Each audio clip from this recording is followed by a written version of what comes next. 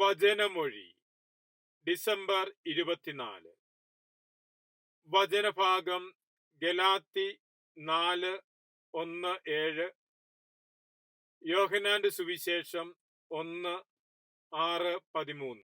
വിശുദ്ധ യോഹന്നാൻ അറിയിച്ച നമ്മുടെ കർത്താവ് ഈശോ മിശിഹായുടെ പരിശുദ്ധ സുവിശേഷം.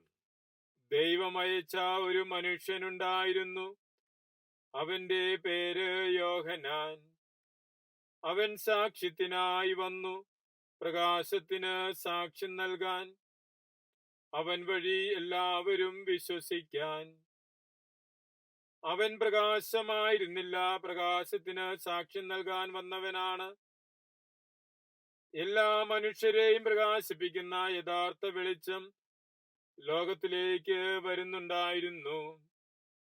അവൻ ലോകത്തിലായിരുന്നു, ലോകം അവനിലൂടെ ഉണ്ടായി, എങ്കിലും ലോകം അവനെ അറിഞ്ഞില്ല. അവൻ സ്വജനത്തിന്റെ അടുത്തേക്ക് വന്നു, എന്നാൽ അവർ അവനെ സ്വീകരിച്ചില്ല. തന്നെ സ്വീകരിച്ച എല്ലാവർക്കുമാകട്ടെ, തന്റെ നാമത്തിൽ വിശ്വസിക്കുന്നവർക്കെല്ലാം ദൈവമക്കളാകാൻ അവൻ കഴിവ് നൽകി.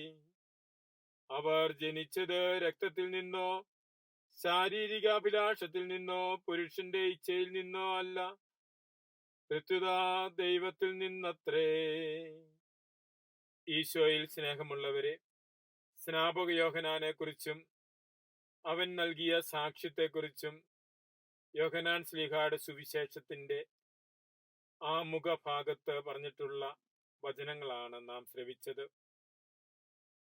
ദൈവം അയച്ച മനുഷ്യനായിരുന്നു യോഹന്നാൻ എന്ന് സുവിശേഷം സാക്ഷ്യപ്പെടുത്തുന്നു. സ്നാപക യോഹന്നാൻ വന്നത് പ്രകാശത്തിന് സാക്ഷ്യം നൽകുവാനാണ്. യഥാർത്ഥമായ പ്രകാശം, ലോകത്തെ മുഴുവൻ പ്രകാശിപ്പിക്കുന്ന സത്യപ്രകാശം, അത് ലോകത്തിലേക്ക് വരാനിരുന്ന ഈശോ മിശിഹ ആണ് എന്ന് സുവിശേഷം പറയുന്നു. അനാദിയിൽ ദൈവം പ്രപഞ്ചത്തെ സൃഷ്ടിക്കുന്നതിനു മുൻപ് തന്നെ ദൈവത്തിന്റെ വചനം പ്രകാശമായി മാറി ലോകത്തിൽ മുഴുവൻ പ്രകാശം വ്യാപരിക്കുന്നു.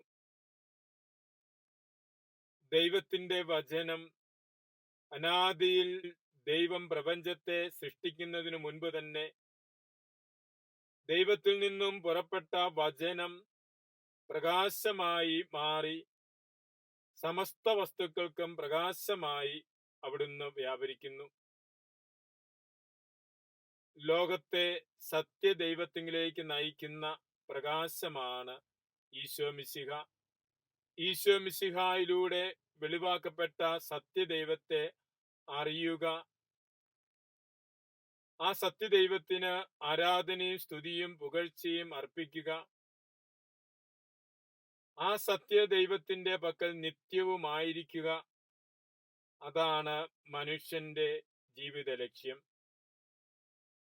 സത്യദൈവത്തെ ലോകത്തിന് വെളിപ്പെടുത്തിയ ഈശോ മിശിഹായെയും ഈശോ മിശിഹായ്ക്ക് സാക്ഷ്യം നൽകിയ സ്നാപക യോഹന്നാനെയും അനുസ്മരിക്കുന്ന ഈ ദിവസം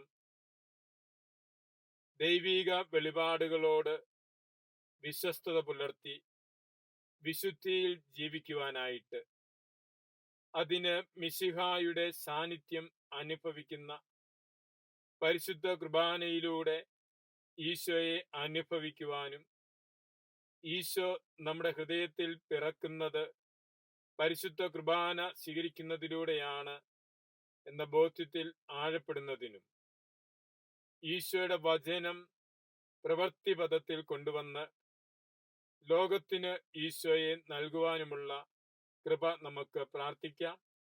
മിശിഹ നമ്മെ അനുഗ്രഹിക്കട്ടെ. ആമേൻ.